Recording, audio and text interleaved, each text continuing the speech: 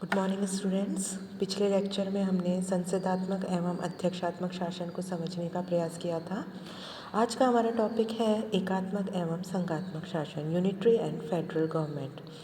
एक राज्य के संविधान द्वारा क्षेत्र के आधार पर शक्तियों का जो केंद्रीकरण या जो विभाजन किया जाता है और उसके कारण केंद्र और स्थानीय इकाइयों के बीच में जो संबंध पाया जाता है, उसके आधार पर शासन जो है दो भागों में विभाजित करा जा सकता है, एकात्मक शासन व्यवस्था एवं संघात्मक शासन व्यवस्था।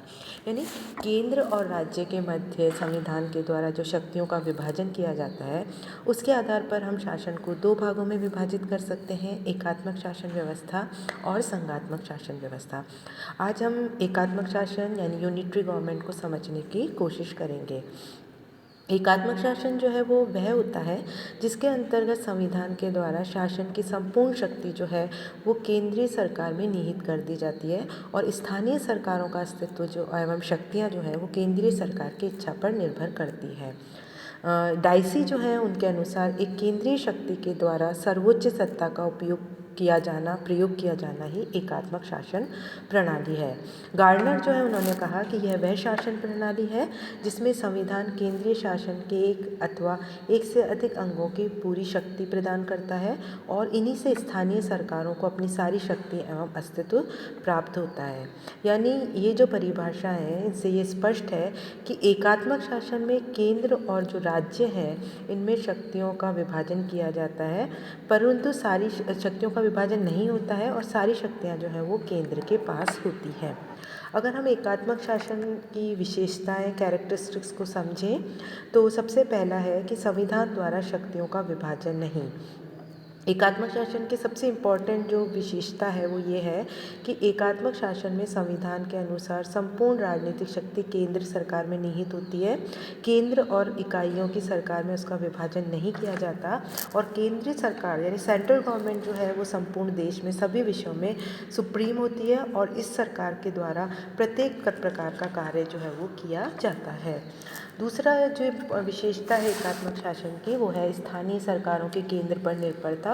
एकात्मक शासन में जो स्थानीय सरकार जो होती हैं वो उनका जो स्वरूप है, उनकी जो पावर्स हैं, उनकी जो शक्तियां हैं वो केंद्रीय सरकार की इच्छा पर निर्भर रहती है और प्रशासनिक सुविधा के लिए राज्यों को अनेक इकाइयों और प्रांतों में विभक्त कर दिया जाता है, किंतु प्रांतीय सरकारों का पूर्ण अस्तित्व जो है वो केंद्रीय सरकार पर ही निर्भर करता है।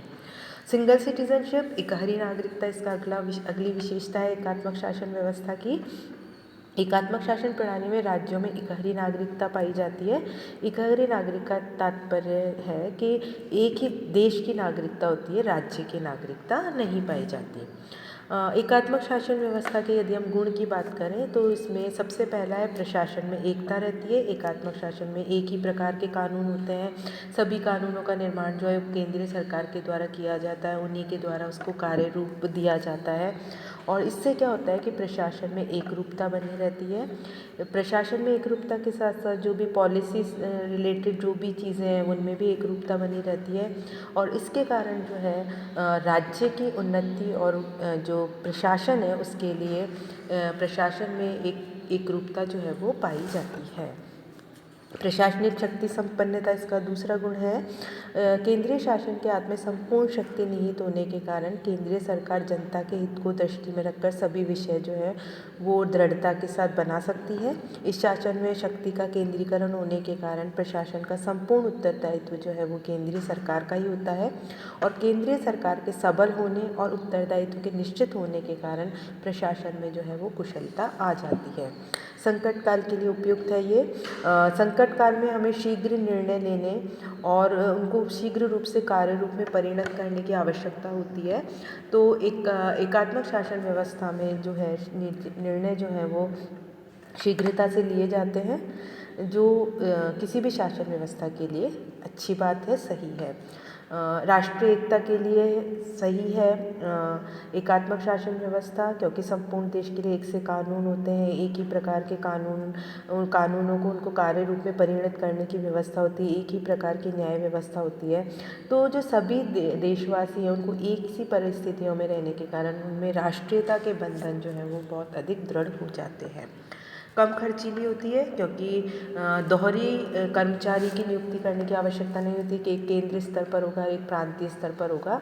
इससे शासन में मितव्ययता बनी रहती है। जो छोटे देश हैं उनके लिए उपयुक्त है क्योंकि एकात्मक शासन जो है उसमें सभी भेद समाप्त करके संगठन और एकता में स्थापित की जाती है।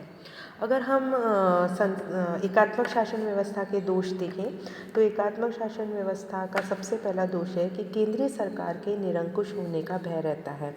एकात्मक शासन में संपूर्ण शक्ति जो है वो केंद्रीय शासन में निहित होती है, इसलिए ये डर रहता है कि केंद्रीय सरकार सभी क्षेत्रों में मनमानी ना करने लगे और अगर शक्ति एक ही जगह केंद्रित हो जाती है तो फिर उसके निरंकुश होने का भय डर बना रहता है।